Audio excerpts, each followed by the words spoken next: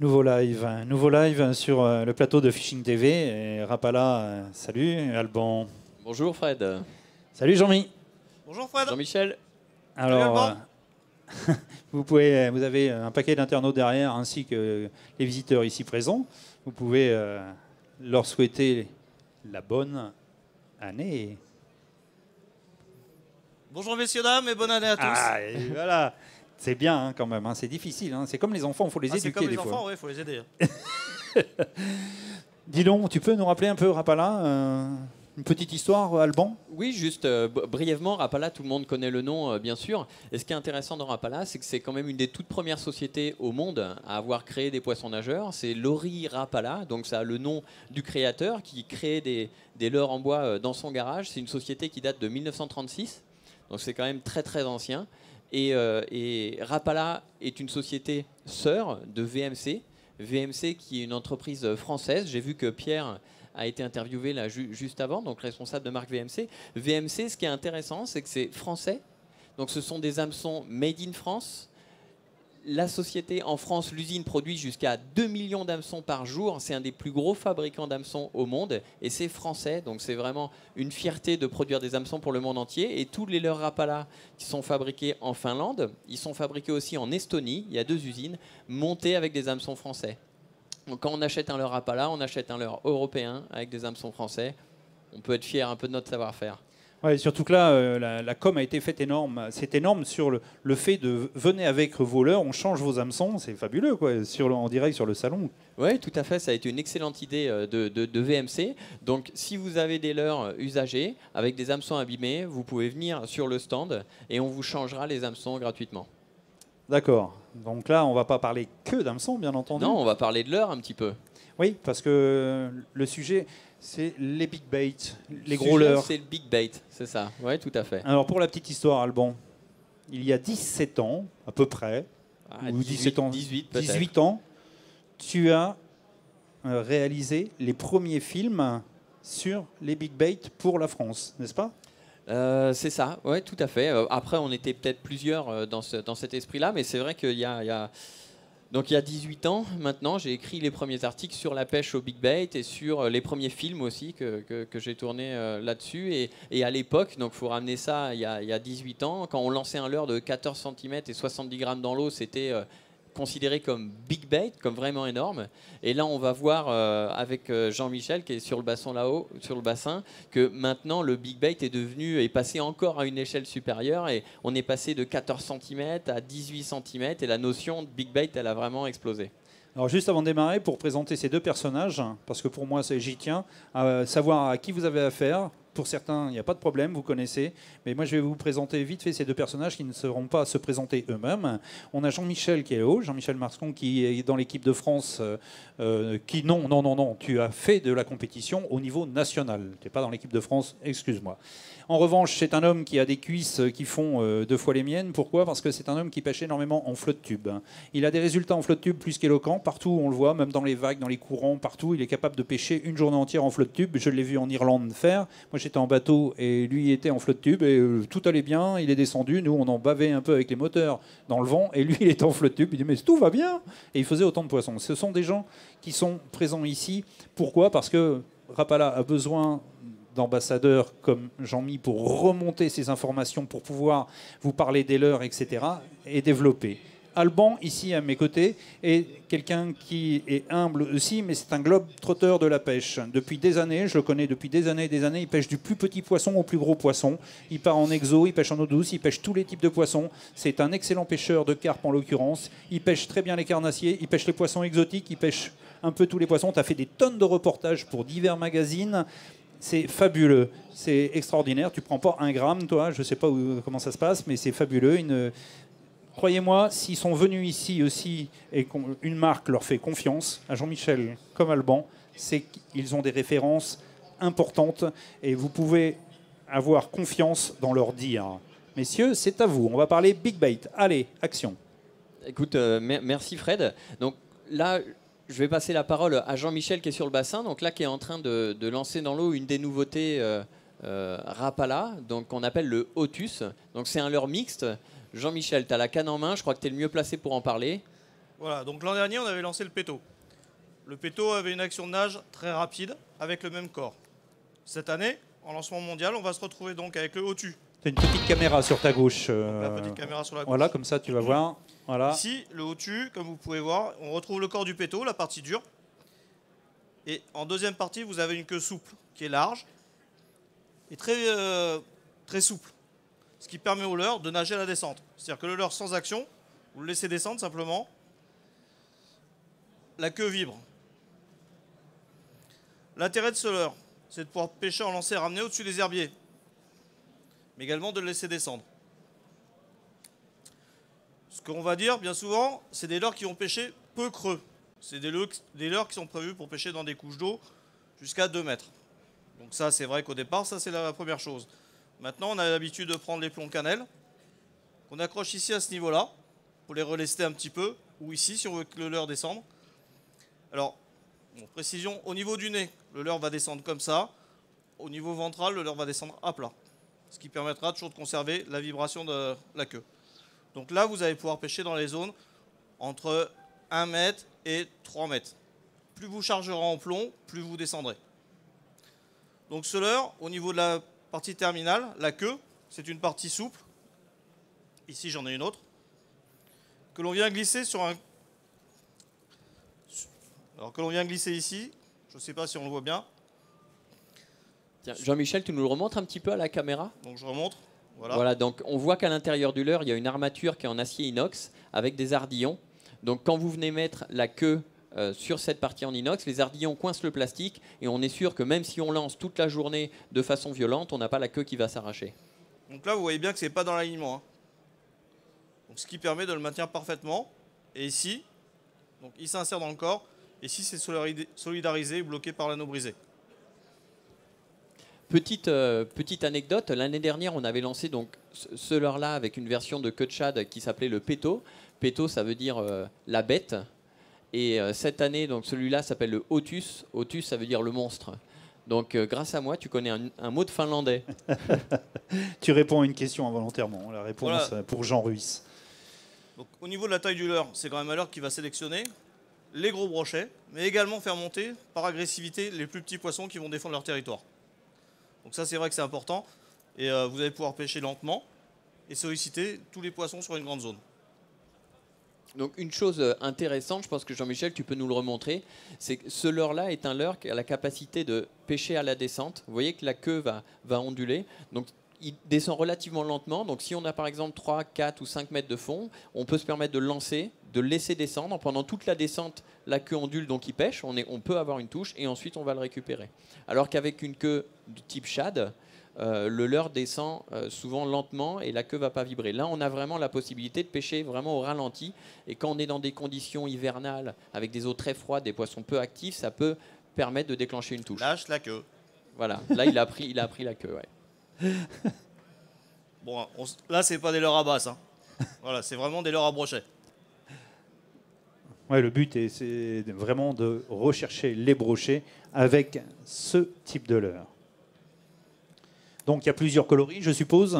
Oui, bien sûr, on a une dizaine de coloris, des coloris qui peuvent être très naturels ou alors très flashy pour les conditions avec des eaux un petit peu plus troubles. Donc on va trouver dans la gamme tous les coloris nécessaires pour pouvoir s'adapter à toutes les conditions d'eau.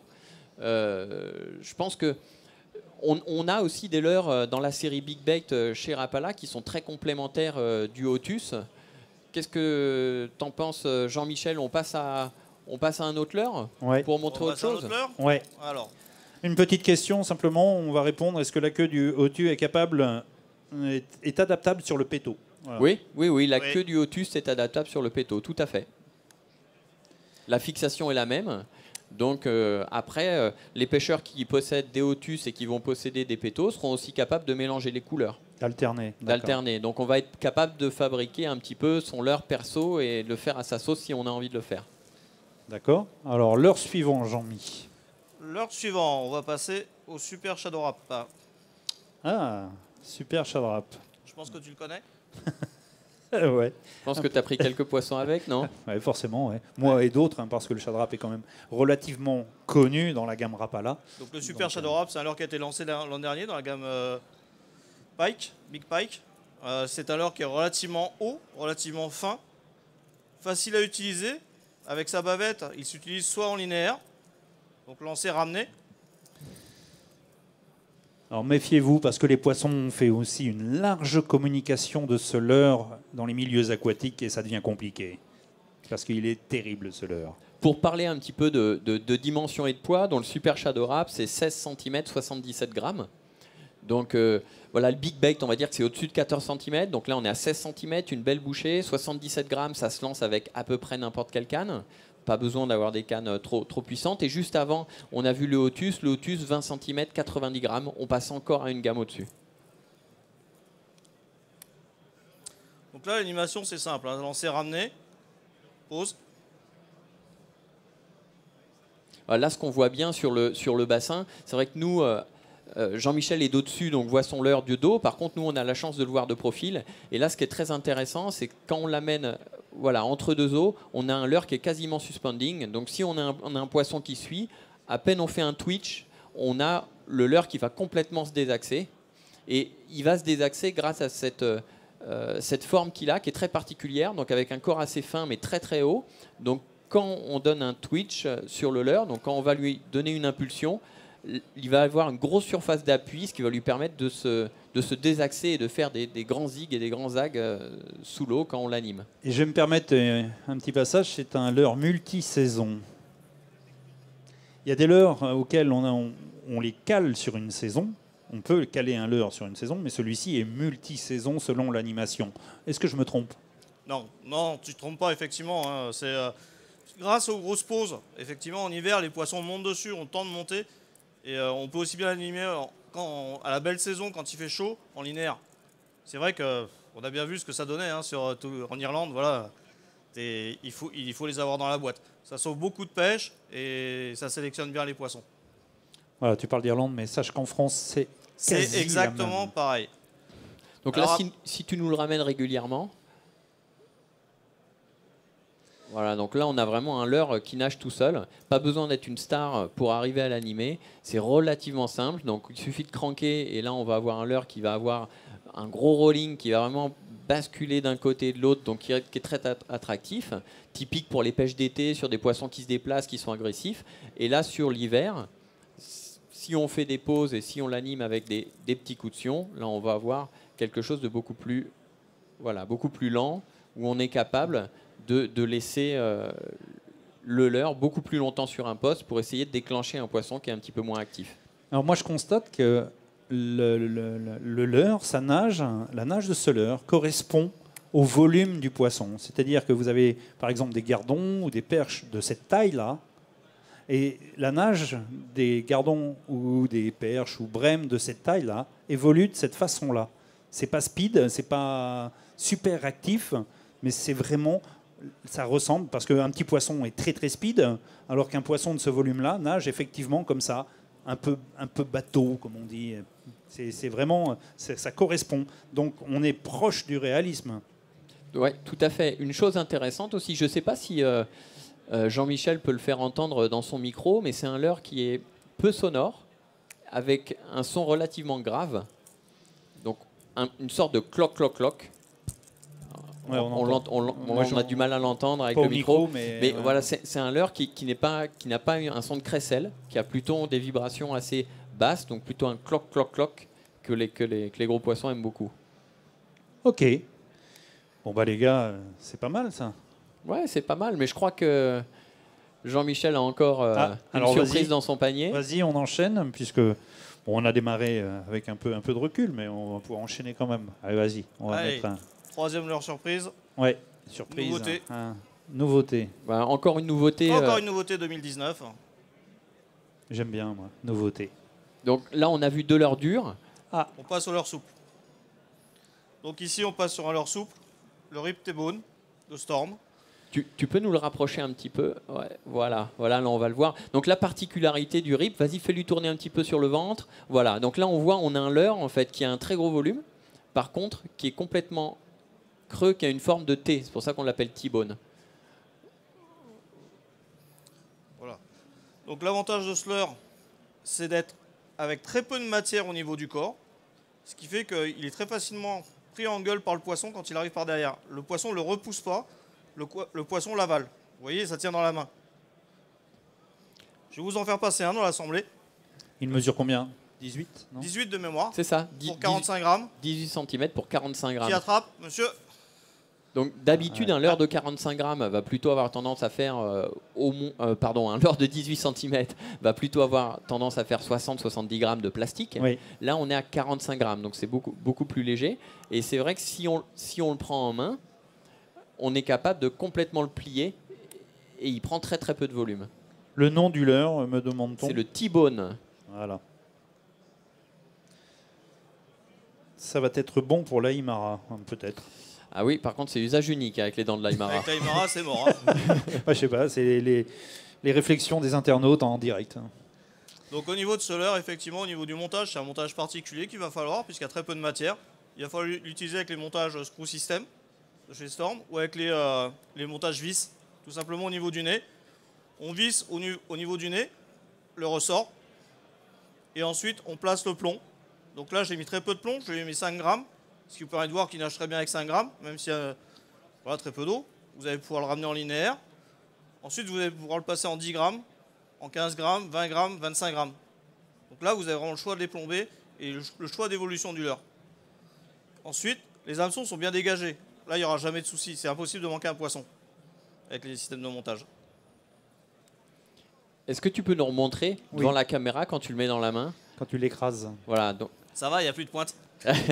Oui, il n'y a plus d'hameçon. Ouais. Donc là, on voit bien, voilà. On voit le leurre donc, qui fait 18 cm, qui est quand même assez volumineux. Et là, si on le presse... Et Jean-Michel n'a pas une main à démesurer. Hein. Vas-y, voilà. Là, on a un leurre qui rentre complètement dans une main, ce qui fait que quand un poisson va attaquer, le leurre va se plier beaucoup plus facilement et ça va être beaucoup plus facile qu'il le garde en gueule.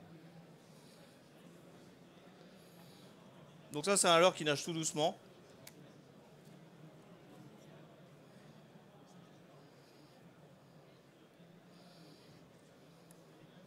Donc très simple d'animation, puisque c'est un lancer-ramener en soft, enfin cool, je veux dire, tout doux.